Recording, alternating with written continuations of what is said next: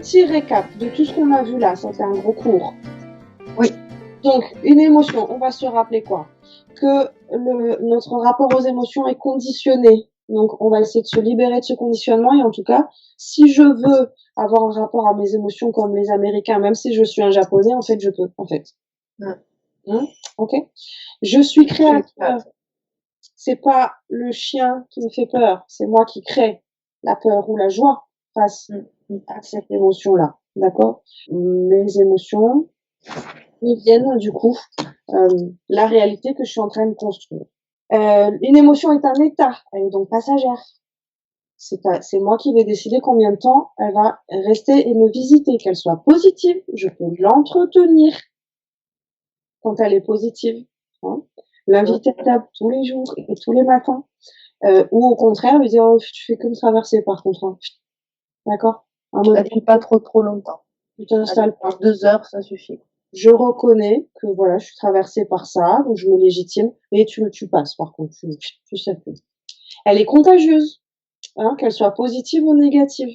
Donc on est encore une fois dans une société où on fait proliférer à fond l'émotion peur, et on voit bien à quel point c'est très contagieux, mais ne sous-estimez pas que la joie est tout aussi contagieuse. Donc tant qu'à faire, hein, tant qu'à faire, on peut se contaminer de joie et d'amour. Elle est un message, donc on a vu la différence entre les fake news qui viennent de mon mental ou les vraies informations qui viennent de ma boussole interne. Quand c'est une vraie information, c'est là où je vais utiliser mon stéthoscope, c'est là où je vais travailler sur mon émotion pour l'accueillir et pour la comprendre. Quand c'est une fake news, je m'en sers, je ne prête absolument pas attention, je le travaille avec les outils que l'on a déjà vus sur le mental. Ok? Oui. Les émotions s'empilent. Attention à ne pas les refouler ou à ne pas les renier. De toute façon, elles reviendront plus fortes encore. La meilleure image, j'aurais pu vous la mettre en visuel, c'est Hulk. Pas le faire chier trop longtemps. 1 fois, 2 fois, 3 fois, il devient tout vert et tout gros. Il se fâche très fort.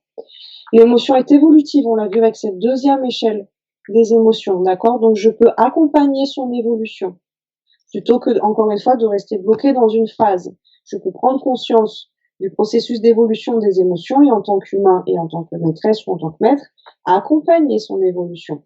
Hein? Allez, tu avances, tu avances. Et bien sûr, elle est énergivore ou énergisante. Donc l'idée, c'est dans la maîtrise de nos émotions, ça n'est pas du tout de ne plus du tout avoir d'émotions, hein, parce qu'il y en a beaucoup qui s'imaginent que maîtriser ses émotions, ça veut dire être plat, ça veut dire être les faire taire complètement. C'est plutôt cultiver nos émotions positives pour être super bien nourris, les diffuser et les envoyer autour de nous, bien sûr, bien sûr. En alignant mes pensées et mes ressentis à la même vibration, on parle de l'alignement là, ouais. Ma vibration, donc ce que je suis en fait, au-delà de l'ego, mais ce que je suis en tant que pile, se renforce et mon pouvoir d'être se décuple, pardon. Là, on rentre dans la version peut-être plus niveau 2 du rapport avec nos émotions, à quel point je suis créateur de ma réalité, avec le pouvoir de création de mes pensées et avec le pouvoir de création de ma vibration.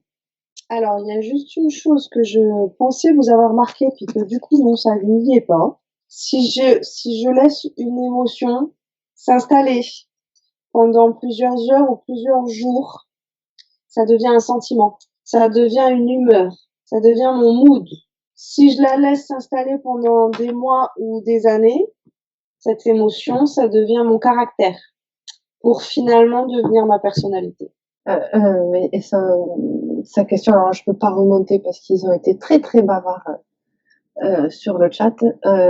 C'était la différence entre une émotion et un sentiment. Exactement. Ouais. L'émotion, elle me traverse. Le sentiment, je l'ai entretenu, l'émotion. Je lui ai dit, oh bah viens, reste là, c'est bien.